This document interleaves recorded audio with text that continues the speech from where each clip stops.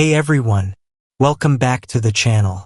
In today's video, I'll show you how to activate your EE SIM card step by step in 2025.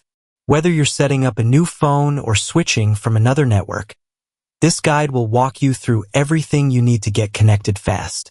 Let's jump right in. First, in your web browser, search for the Activate EE SIM card and click the very first link that will show. In the next page, click Activate your new SIM online. Next, select the SIM card, click Activate. And lastly, enter your phone number and click Send PIN to activate your EE SIM. And that's it.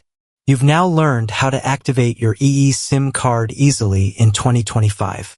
If this tutorial helped you out, don't forget to hit like, subscribe, and turn on the notification bell for more quick mobile setup and tech guides. Thanks for watching, and see you in the next one.